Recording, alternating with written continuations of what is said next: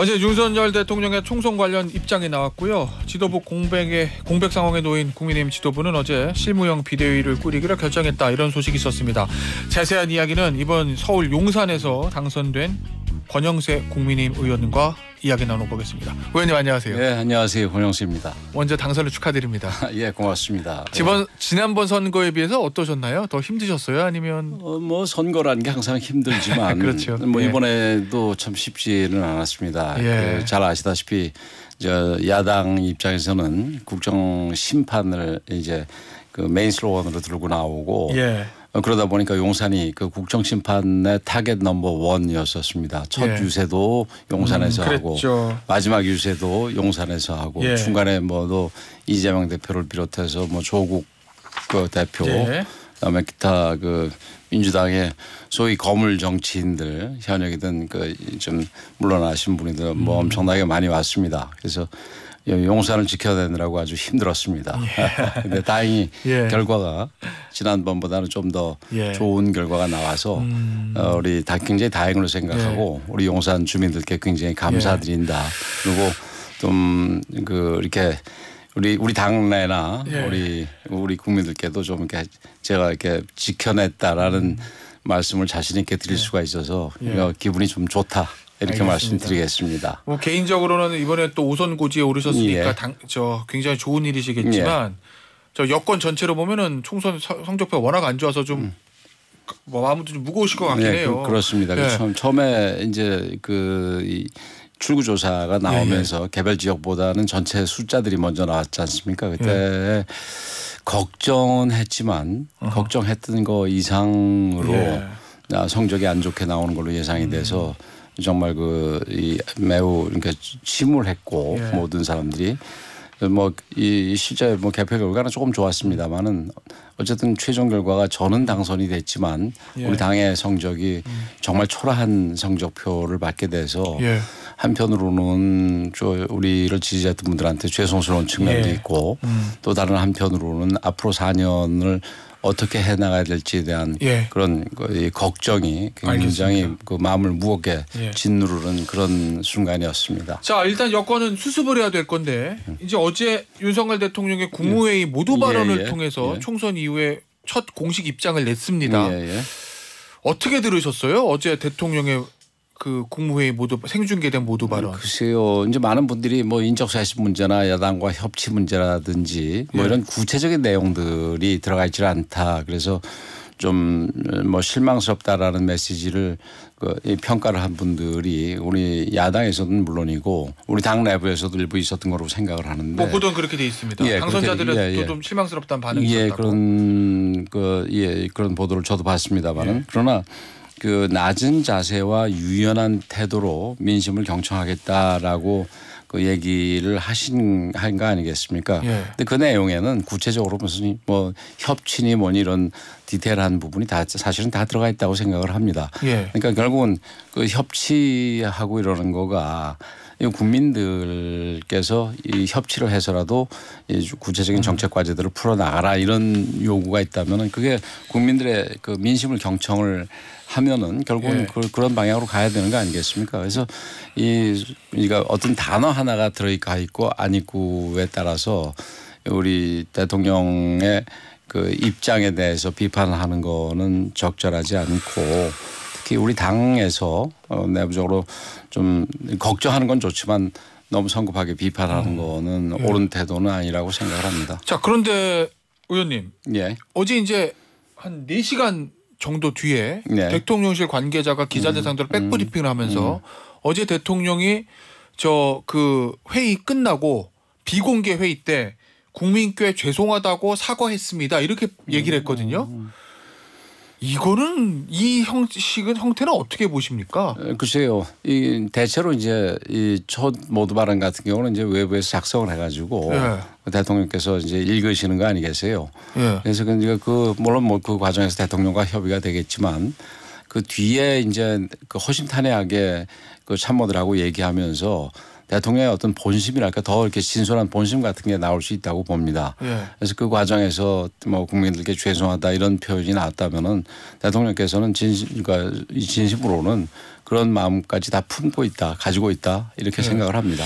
뭐 비공개 회의고 이제 그러니까 더 속마음이 나올 수 있다, 그렇죠. 뭐 이런 평가인데 어차피 지금 언론의 주문이나 또 국민의힘 당선자들 그리고 국민들이 원하는 건 대통령이 직접 국민들께 사과하는 거 이걸 원했을 거 아니겠습니까? 그걸 아마 그럼 모두 발언 때 생중계 때 대통령이 본인의 입으로 직접 하기로 낫지 않았겠어요? 좀 아쉬운 점은 있겠습니다만 그래서 전체적인 취지도 그 대통령께서 굉장히 더 낮아지고 또 겸손해지고 경청하겠다 이런 얘기는 그 자체로 중요한 거지.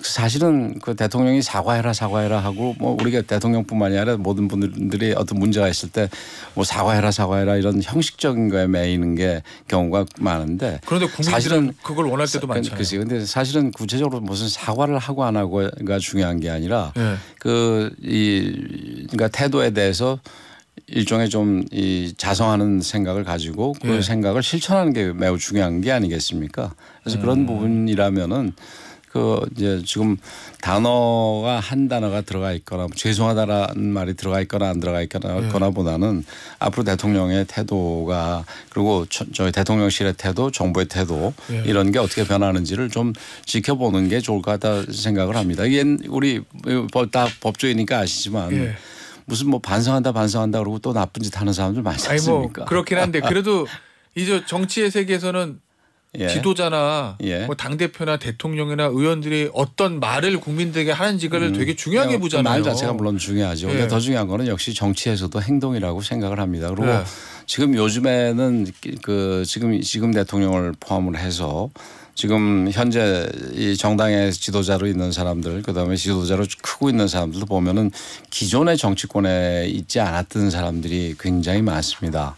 그래서 그런 부분들은 그러니까 여태까지 기성 정치권에서 했던 그 공식적인 그 이 해석들과 다른 그 행동과 말을 하는 경우가 많기 때문에 그 우리가 그걸 읽어내는 데 있어서도 기존의 틀에 얽매일 필요는 없다 이렇게 알겠습니다. 생각을 합니다. 어제 대통령이 이제 낮은 자세로 경청을 하겠다 국민의 민심을 이렇게 얘기했거든요. 근데 국민의 민심을 경청하는 소통하는 가장 좋은 방식 중에 하나가 대통령의 기자회견인 것 같은데 어제도 이제 기자회견은 없었어요. 그리고 지금 뭐 총선 관련한 기자회견도 없을 것 같다라는 보도도 나오고 이 상황은 저희가 어떻게 이해해야 될까요?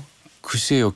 기자회견은 어떤 의미에서 경청보다는 이 얘기하는 데 방점이 돼 있다고 봐야 되겠지요. 기자들이 이제 국민의 민심을 담아서 질문을 하니까요. 물론이죠. 그런데 그런 질문은 뭐 그러니까 어느 단위에서도 다 이루어지고 그런 면에서 민심들이 우리 대통령까지 전달되는 거는 뭐 반드시 기자회견을 통해서는 그만은 아닐 수 있다 이런 말씀을 드리지만 적절한 시기에는 대통령께서 직접 이 본인의 생각하는 거를 발표하시는 거는 뭐 지금 이게 기자회견이 완전히 배제됐다 이렇게 생각할 필요는 없다고 봅니다. 그럼 앞으로 기자회견이 있을 거로 지금 대통령 임기가 지금 3년이나 남았고 그다음에 지금 이 외부적인 상황이나 이런 거를 볼 때 대통령이 매듭을 짓고 가야 될 그런 이슈들도 제법 많이 생길 겁니다.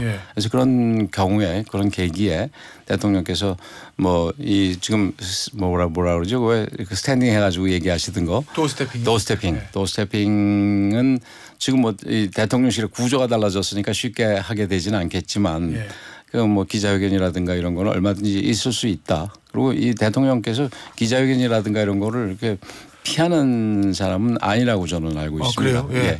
그럼 해야 하고 할 것이다 이렇게 보십니까? 저는 그렇게 봅니다.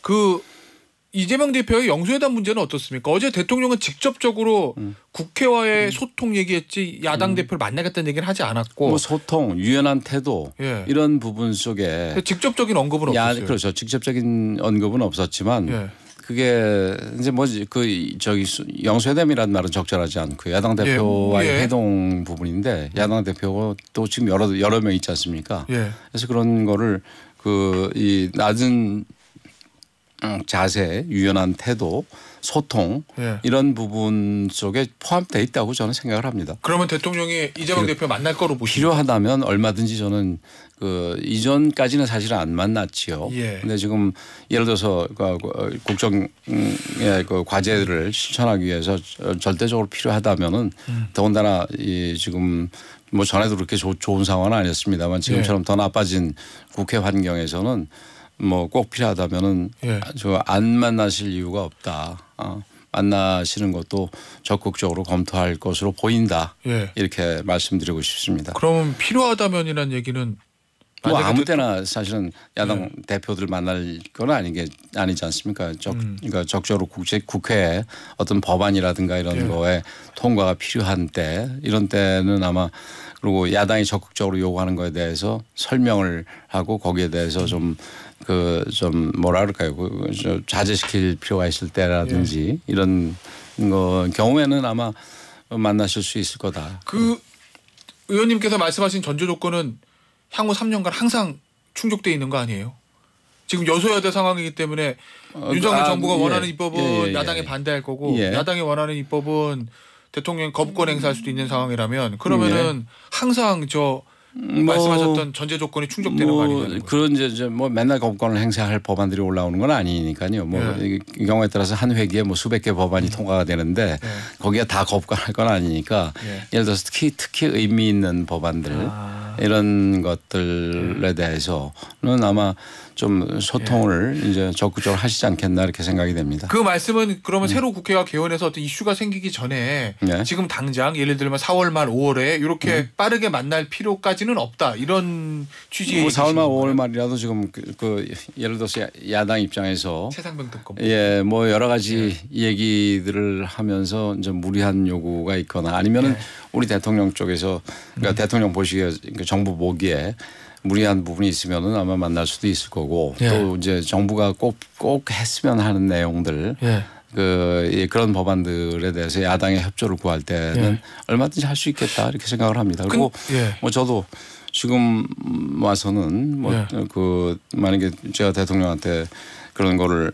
권할 조언 드릴 기회가 있다면은 이런 부분은 협조를 적극적으로 구해라 이렇게 얘기를 드리고 싶습니다. 근데 의원님 예전 문재인 정부든 박근혜 정부든 이렇게 보면 특별한 이슈가 없어도 야당 대표를 만나는 경우들이 있잖아요. 그렇죠. 근데 사실 지금 이제 윤석열 정부 출범한 지 만 2년 가까이 됐지 않습니까? 그러니까 2년 정도 이제 될 무렵에 중간 선거 비슷하게 총선이 있었으니까 아마 대통령을 포함해서 여당 쪽에서는 이게 국회 구성이 좀 바뀌어서 우호적인 이 국회 구성이 됐을 거를 기대했을 수도 있다고 봅니다. 사실 저 자신도 이번 국회에서 우리가 좀 과반수 다수석을 얻었으면 좋겠다라는 거를 한동안 기대했는데 이제 결과적으로 그렇지 않게 됐지 않습니까? 그래서 앞으로 3년도 지난 2년 이상 가는 어려운 상황에서 정부가 국회와 협력을 해야 되는 입장이니까 지난 2년과는 조금 달라질 것이다. 저는 이렇게 봅니다. 알겠습니다. 이게 뭐 애들러서 얘기했습니다만 이 말씀에 모든 게 다 있다고 봅니다. 달라질 수밖에 없을 거고 달라질 것이다라는 말씀이었어요. 알겠습니다. 오늘 아침에요. TV조선하고 YTN 단독 보도가 있었는데 대통령실 핵심 관계자 발로 총리 후보의 박영선 전 중소벤처기업부 장관, 그다음에 비서실장에는 양정철 전 민주연구원장, 그리고 신설되는 정무특임 장관에는 지금 김종민 새로미래 대표 이 기사가 있었어요. 이거 어떻게 보세요? 글쎄 뭐 그만큼 지금 정부 입장에서 이제 새로운 인적 쇄신을 하는 데 있어서 말 그대로 제한 없이 폭넓게 검토하고 있다라는 걸 보여주는 한 단면이라고 생각을 하는데 글쎄요 뭐 이제 이 소위 트레이드 오프 할 것과 그로 인해서 야당 인사들을 기용을 해서 과연 얻어지는 게 뭐며 그다음에 또 잃는 거는 뭐며를 잘 이제 아마 판단을 할 거라고 생각을 하는데 제가 알기에는 뭐 아직 정해진 거는 아직 없고 검토 수준으로 뭐 기사도 이제 검토 중이다. 유력하게 검토 여러 가지 뭐 유력은 저한테도 유력을 많이 얘기했습니다만은 지금 그러니까 제가 이제 낭설이라고 말씀을 드렸으니까 뭐 제가 또 어떤 야당 의원께서는 제가 뭐 고사했다 뭐 이런 얘기를 하는데 예. 그러니까 이게 낭설이라고 제가 드린 말씀은 저한테 무슨 요청이 온 게 전혀 없다는 얘기. 권영세 의원 총리설에 대해서 요청이 없다는 얘기지 제가 무슨 고사를 하거나 무슨 손사래를 치거나 이런 게 아니거든요. 그래서 아마 그 대통령실 입장에서는 이번 그 이제 후반기 이를 중반기까지 포함되죠. 아직 3년이나 남았으니까. 그래서 거기가 더군다나 좀 국회 환경이 좋지 않은 환경이고 일반적인 환경에 있어서도 우리가 그 외부의 뭐 국제적인 외교 안보적인 환경이나 경제적인 환경이 다 안 좋은 상황에서 그 인적 쇄신을 할 때 단순히 보여주기 외에 보여주기도 해야 되고 또 그다음에 실질적으로 그 이 컨텐츠가 있는 그 지금 어려움을 헤쳐나갈 수 있는 능력이 있는 거를 있는 사람들을 구하려고 그러다 보니까 여러 가지 지금 고민들이 있을 거라 생각을 합니다. 알겠습니다. 그런데 의원님 이 지금 오늘 아침에 나왔던 이 보도가 만약에 현실화되면 총리를 야당 인사를 기용하는 거는 뭐 협치 차원에서 그렇다고 하더라도 비서실장도 양정철 원장 정무특임 장관도 김종민 대표 이러면 만약에 현실화되면 국민의힘에서 느끼는 일종의 충격 같은 것이 좀 있을 수도 있겠다는 생각도 드는데. 그럴 수가 있겠죠. 아까 그래서 트레이드오프를 얘기를 한 게 그분들을 저는 뭐 그게 다 이제 각각의 경우지 그 세 분을 한꺼번에 기용한다는 얘기는 또 아닐 수도 있다고 생각을 하는데 근데 만약에 하나 한꺼번에 기용을 할 경우에 이게 우리 내부 보수층, 보수 유권자층이라든지 보수 국민층이라든지 우리 내부에서의 어떤 생각 같은 경우도 고려해서 과연 그 세 카드를 동시에 할 필요가 있겠는 할 그게 맞는지 혹은 그중에서 일부라도 선택을 하는 거가 과연 맞는지 이런 부분에 대해서도 인사를 다루는 분들이 굉장히 고민할 겁니다. 알겠습니다. 인사가 참 어렵습니다. 어렵죠? 마지막 질문 될 것 같은데요. 의원님 전당대회에 출마하셔서 당권에 도전하실 의사가 있으십니까? 지금까지는 뭐 지금 당선 인사하느라고 정신 없습니다. 그래서 지금 아직까지 뭐 아무것도 지금 앞으로의 계획에 대해서 설정해 놓은 게 아직은 없고요. 어쨌든 지금 제가 지난 4년 동안에는 뭐 대선을 사실은 지휘하는 문제 그다음에 통일부 장관 문제 이런 거로 거의 뭐 시간을 다 지났는데 그러다 보니까 이렇게 우리 정부의 어떤 전반적인 그 관여는 좀 덜했던 측면이 있습니다. 그러나 이제는 뭐 이제 5선 중진으로서 우리 정부의 성공에 대해서 책무가 분명히 있는 사람인 만큼 뭐 적극적으로 어떤 위치에 있든 없든 적극적으로 할 생각입니다. 알겠습니다. 오늘 인터뷰는 여기서 마무리하도록 하겠습니다. 권영세 국민의힘 의원이었습니다. 감사합니다.